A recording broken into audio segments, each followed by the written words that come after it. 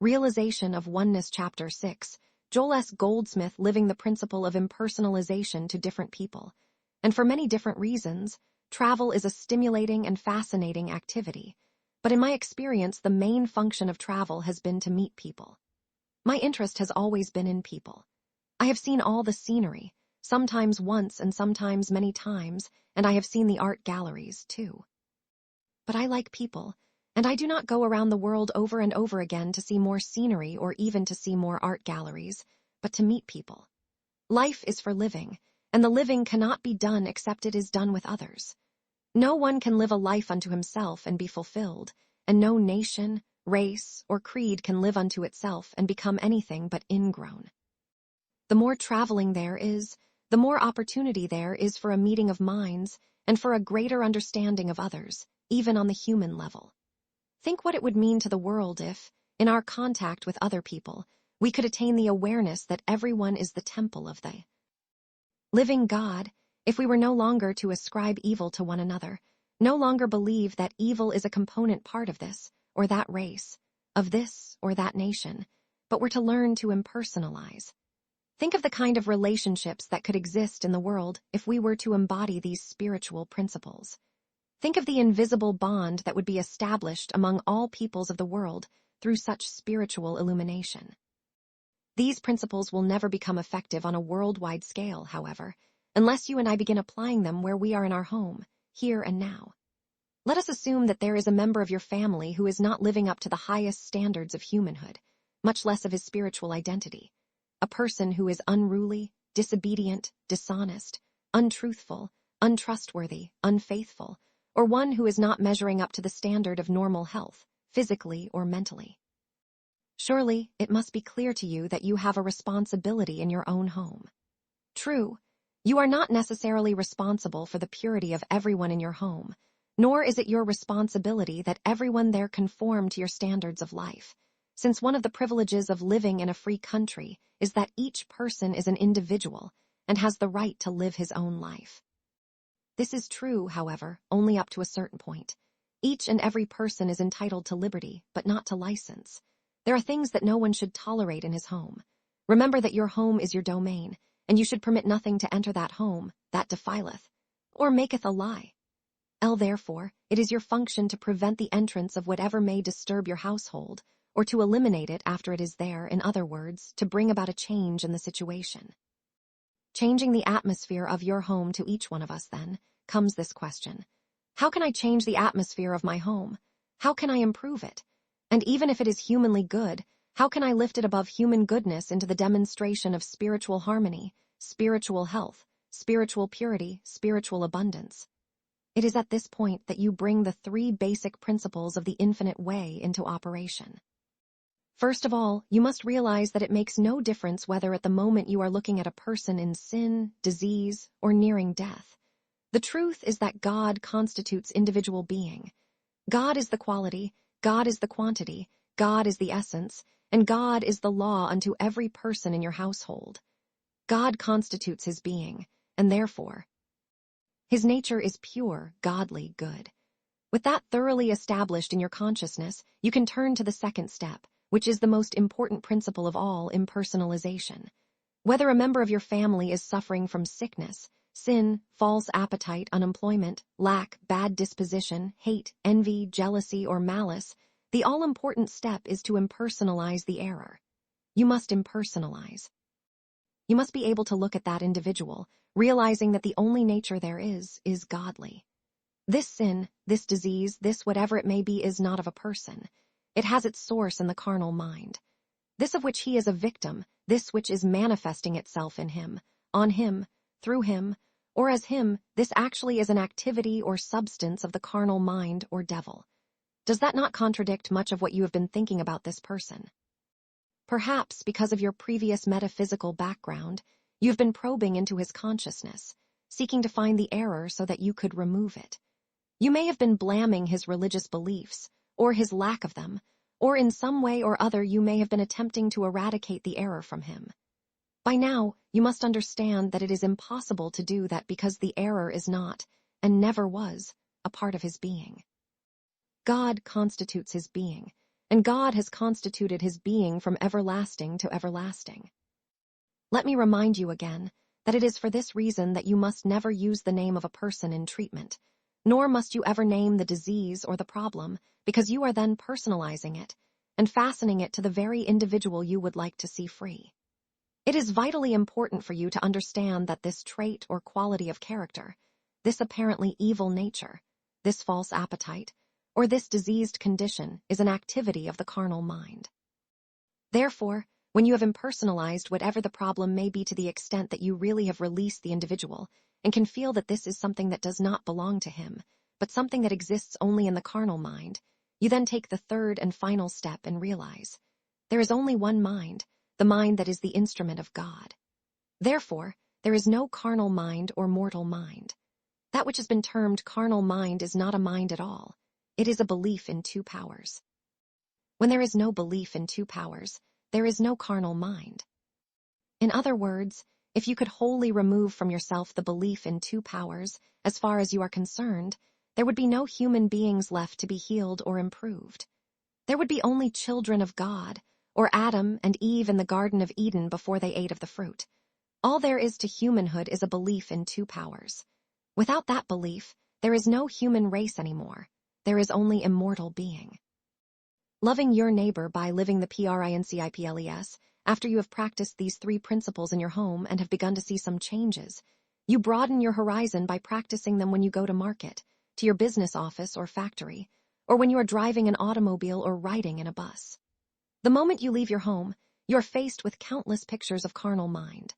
Drunkenness, obscenity, vice, mean disposition, poverty, deformity. You cannot pass by on the other side of the road. You have to be the one who ministers to those persons so afflicted. Only in order to do this, you do not have to leave whatever it is you are doing. All you have to do is to recognize. God constitutes all being, therefore the nature of man is godly. Even the body is the temple of the living God. Body, mind, soul, and spirit, these are the temple of the living God, and this that I am seeing or hearing is carnal mind, the arm of flesh, nothingness. It is a belief in two powers. Thank you, Father, that I know enough to know that there is only one power, one mind, one life, one law, and that power, mind, life, and law are spiritual. In this meditation or treatment, you have not treated any person. You have not used anyone's name or identified his fault. You have not directed a treatment to him. All this was a truth realized within you about the appearance.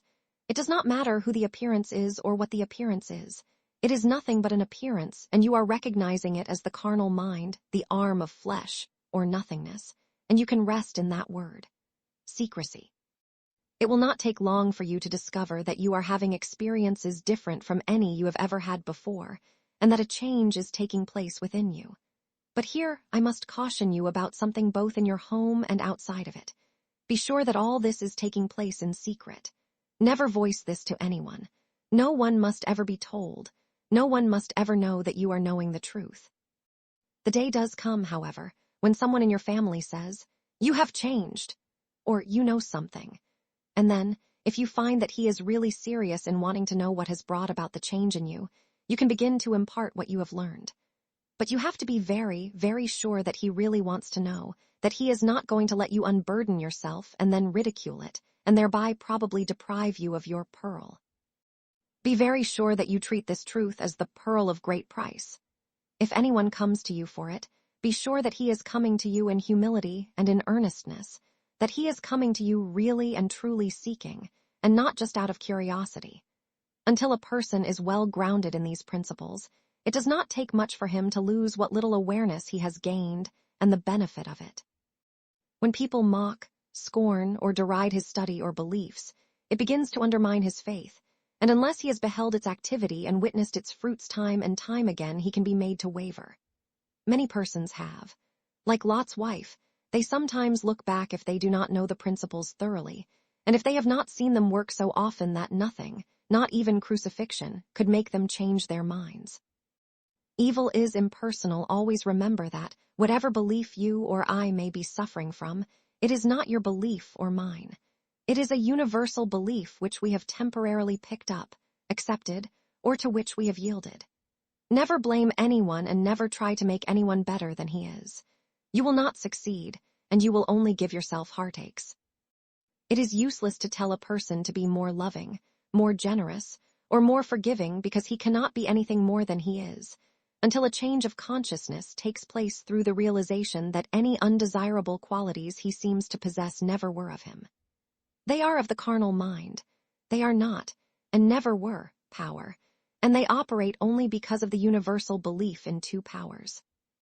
If you see a man stealing, do not call him a thief. Realize instantly, this is a belief in two powers operating, but it cannot operate because there are not two powers. If you do this, you will not only heal yourself, but you will be loving your neighbor as yourself, and that is important, if for any reason. You might be tempted to steal, and someone should see you. Surely the one thing you would most appreciate would be for that person to know that you are not a thief, that you were but responding to an impersonal impulse, and that it is not power. If such truth were known for you when assailed by temptation, probably you would stop right in the midst of the act. When we live in this higher consciousness, we are living in an entirely different atmosphere, in a world where we are not conscious of the evil traits in people, or even the erroneous ones. We are far more aware of the good qualities that are being expressed. This is in no wise a Pollyanna attitude, because when we are in the consciousness of God as the only being, then the evil that may be presented to us as a person dissolves, and we bring to that person a higher and richer experience than he knew before, especially if he is at all receptive to the spiritual way of life. This has been proved to a large degree in the work that I have carried on. In prisons, it was while I was working with the inmates in a prison that I first became aware of the principle that there is no evil, as such, in people, not even in those who are in prison. Several years ago, I was invited to speak to a group of prisoners who had found a couple of Infinite Way pamphlets through one of the teachers working in the prison. Evidently, these pamphlets had been circulated rather widely because I found a good-sized group of men waiting to hear me. Before I went into the room where the men were assembled, the man in charge of such activities called me aside and said, "You're in trouble, and I'm going to get you out of it. There are 66 men in there waiting for you, but I've read The Infinite Way, so I can tell you that they don't want anything you've got. I have an idea you will be able to hold them for about 10 minutes, so when you find yourself slipping, just look at me and give me a wink, and I will call for a smoking recess, and then I'll have someone else take over." "All right," I replied. "I'll be on the alert." 1 hour passed, and there was not a sound in that room. By then, the man in charge was beginning to wonder what it was all about and called a recess for smoking, but the men said, "Can't we smoke and have you go on with your talk?" 2 hours passed, and then he announced that the time was up. He told me afterward that he was astounded that these prisoners had displayed such a deep interest in, and could be so attentive to, a talk of this nature. Actually, the secret was what I had learned in my first experience in prison work, and that was that there are no sinful men. There is no such thing as evil in the mind of man. Evil is absolutely impersonal. Man, himself, is an incarnation of God. God is the very fiber and fabric of man, being, and everything else is superimposed upon that perfect expression. It is not any more a part of man's spiritual identity than dirt is a part of the water in a pail. Even after the dirt gets into the water, it can always be removed because it never becomes water. Evil never becomes man, nor does it become a part of man. Whatever appears to be there can be removed by anyone who realizes the impersonal nature of the appearance. That has been the secret of the Infinite Way in working with every form of sin, false appetite, disease, and all the other inharmonies that come into human experience. There is not one of us who has a fault, and we all have them. Who would not be grateful if the members of our family who know our faults, instead of blaming us or trying to reform us, would silently, secretly, and sacredly know this truth.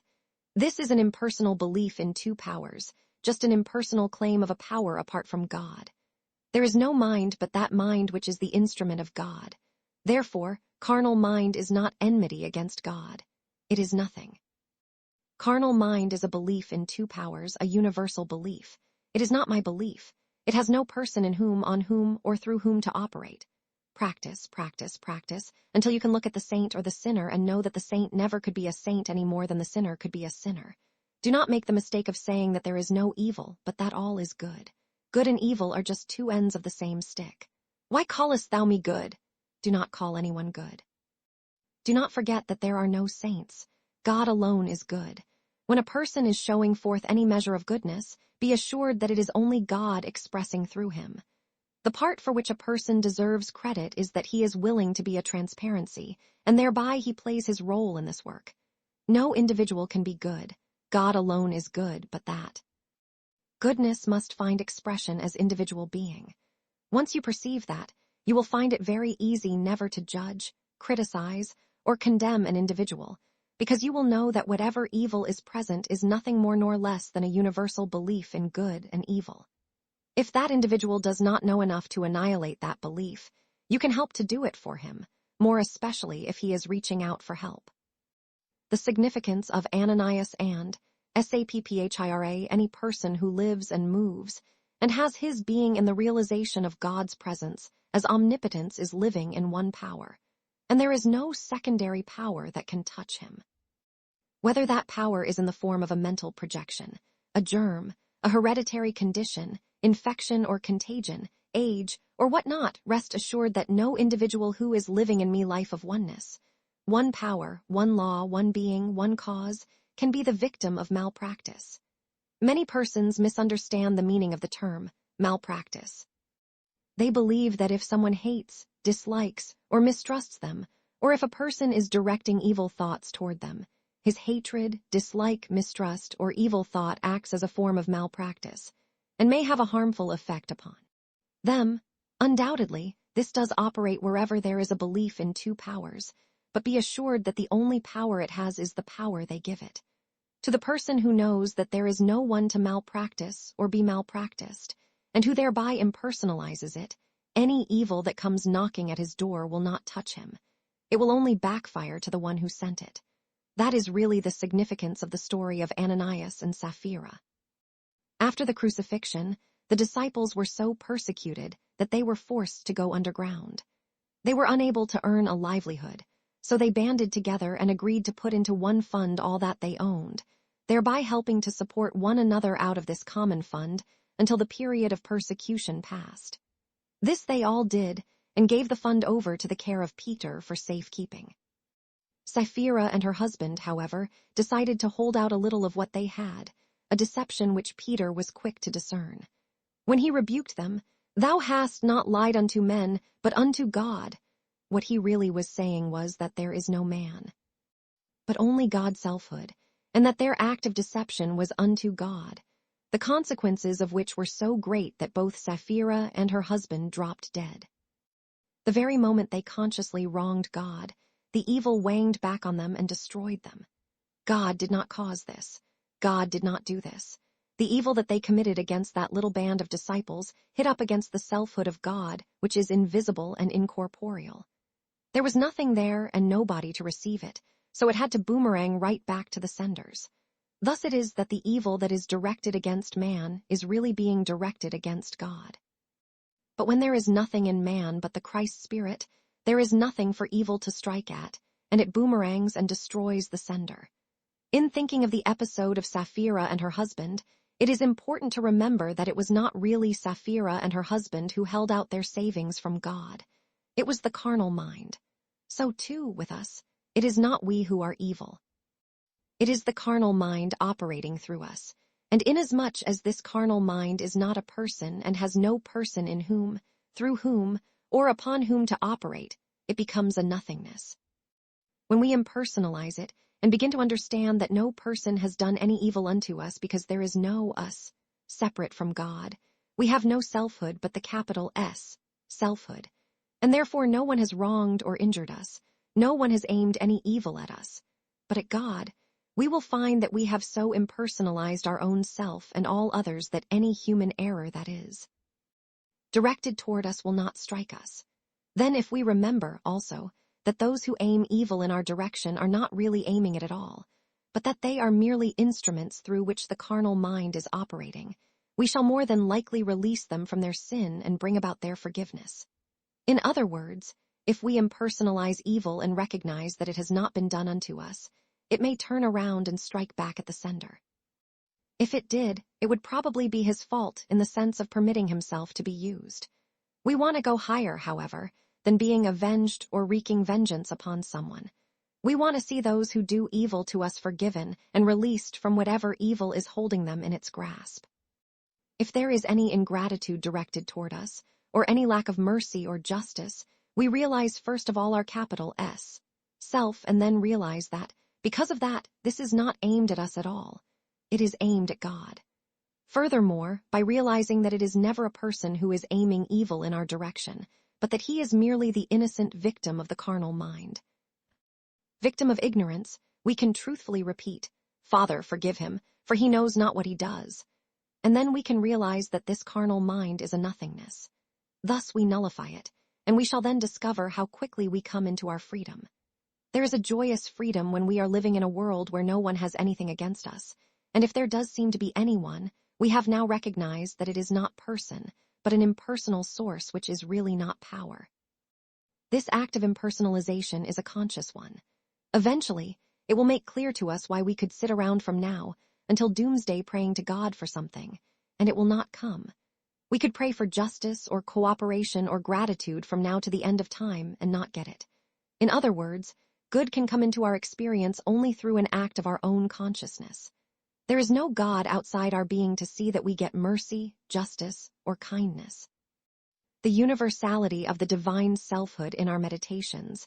Let us impersonalize the evils of this world and begin to know that we are not the source of evil to anyone because God constitutes the selfhood of our being. Moreover, no person is the avenue or channel of evil toward us, for God constitutes his selfhood, and any evil apparent in our world is a product of the universal carnal mind which, in and of itself, is nothing until we accept a person as an outlet for its activity. The responsibility is ours. The Master said, "Ye shall know the truth, and the truth shall make you free." But he did not say that the truth would make us free without our knowing the truth. As we sow, so shall we reap. All harmony and success in life are up to the individual, and to sow to the spirit means to impersonalize to the extent that we realize God as the true identity, not only of every human being, but of every animal and every plant. God is the life of all of us, and that life does not begin or end with a human being. The life of God is infinite. The life of God is the life of you and of me, of animals, vegetables, and minerals.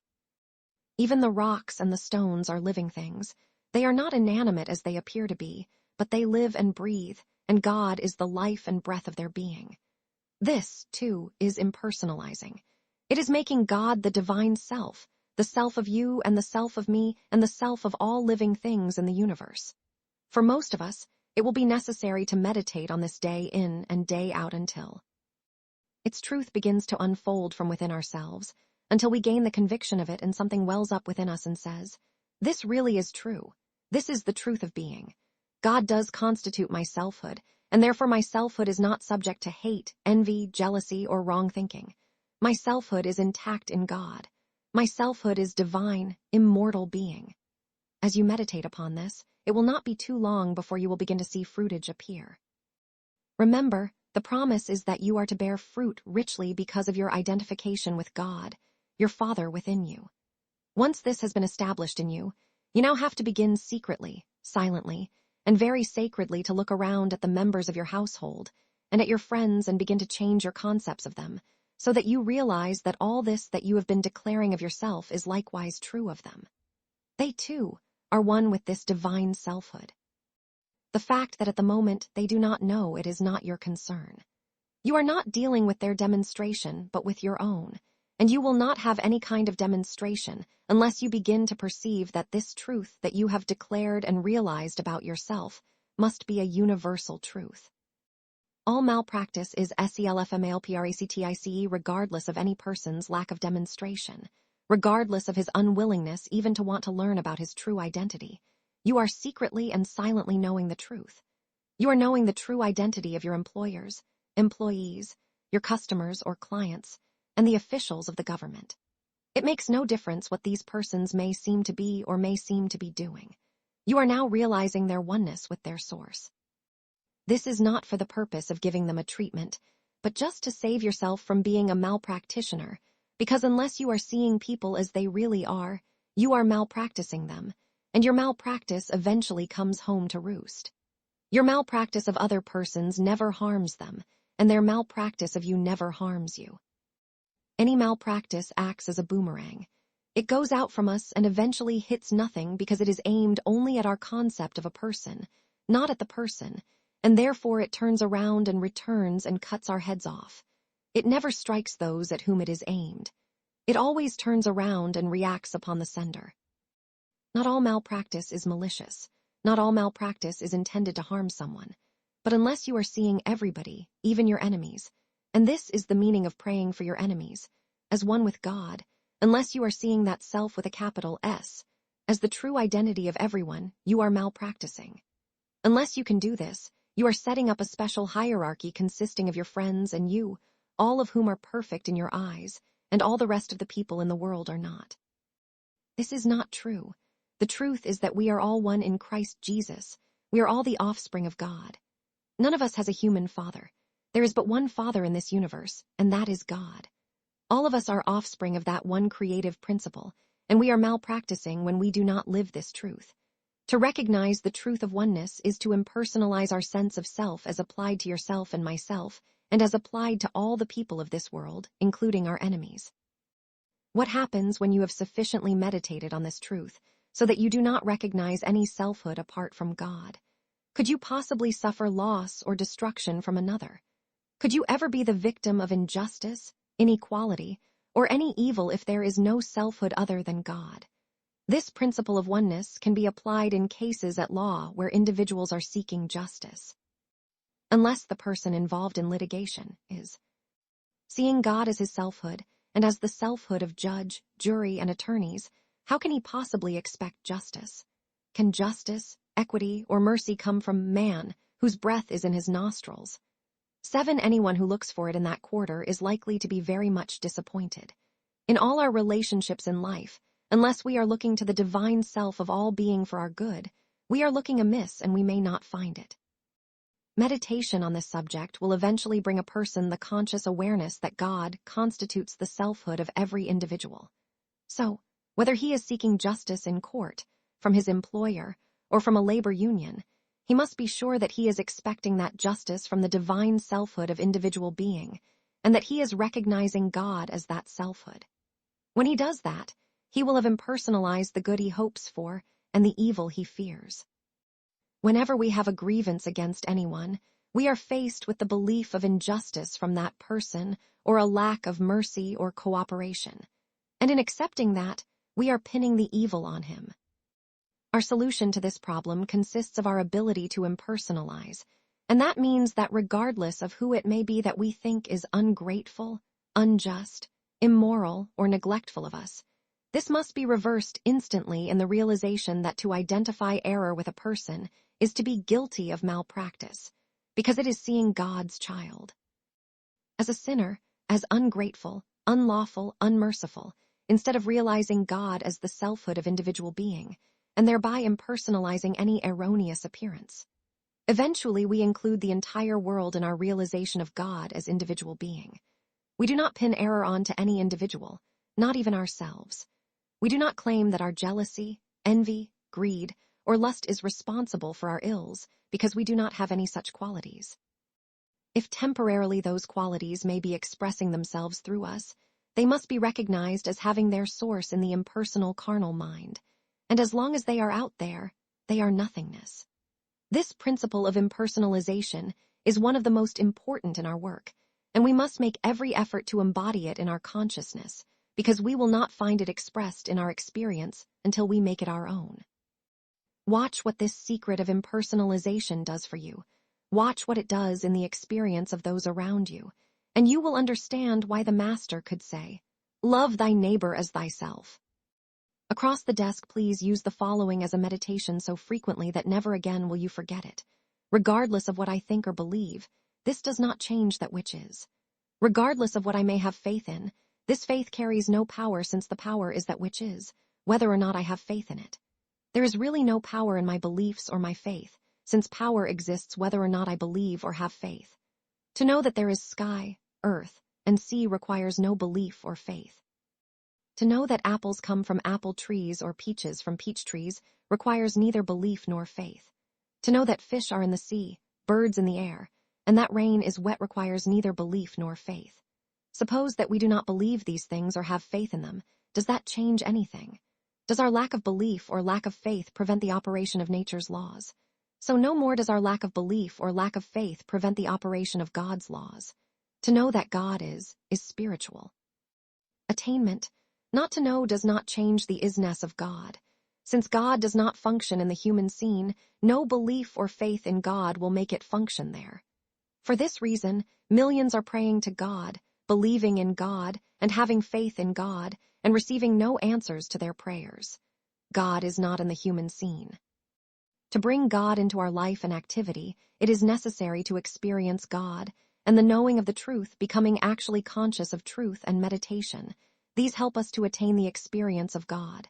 Let us assume that we are faced with human problems that seem insurmountable. There is a way out. Relax. Rest. Let my spirit be upon you. Let my peace be established within you. Let my grace take over the situation. There is an invisible presence within you which will go before you as you withdraw thought and emotion, and let the inner invisible live and work through you. When there are no problems, set aside time for daily meditations so that the weapons of the world do not prosper. Clothe yourself in my invisible robe. Let my light flow through you to human consciousness everywhere, friend and foe, near and far. Live consciously in my presence through my grace, and you will always experience my peace. Is the infinite way truth? It is inevitable that occasions will arise which may cause you to question whether the infinite way is really truth. Many question the truth of Christianity, even while the Master walked among them. Did not the disciples fall away at times?